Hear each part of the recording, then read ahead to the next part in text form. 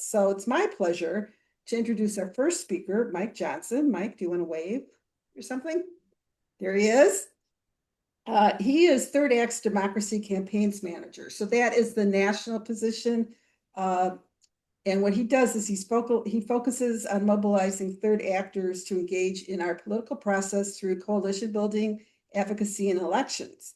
With a background in municipal politics and public policy, Mike spent his career working with grassroots groups, organized labor, and independent political movements to build power from city hall to state legislatures and to win elections.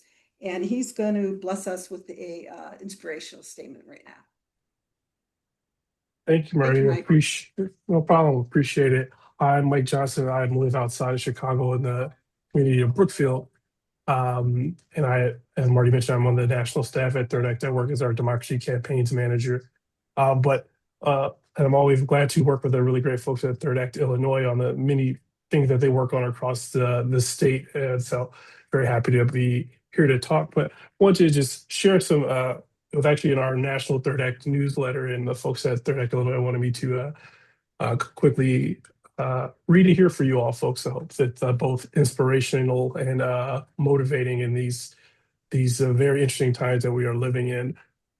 The start of 2026 has been a whirlwind. We recognize that the many displays of this administration's authoritarianism, violence against people in the street, the rising cost of living from healthcare to utilities, destructive attacks on our democracy, and the all-out assaults on our climate and environment are bound up in each other.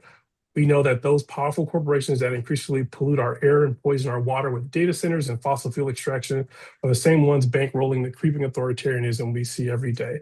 It is in moments like this when I think about the struggles and fights that came before us.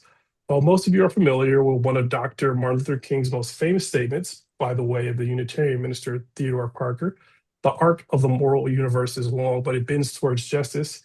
Many may not know that line comes from a sermon that was given after the third and successful attempt to march from Selma to Montgomery. What is often left out is this reality. Not only that attempt, but the two previous attempts were marred by violence and intimidation. That is the truth of our work today, tomorrow, and the next day. The arc doesn't just bend, it must be bent by our collective work, actions, and beliefs, even in the face of tremendous hostility. We must remember all the great movements behind us that pushed and pulled despite not knowing how long the moral arc of the universe is. And neither do we as we fight this regime today. Regardless, we must continue. We must throw our shoulders into it because we are determined to see it bend towards justice. Thank you.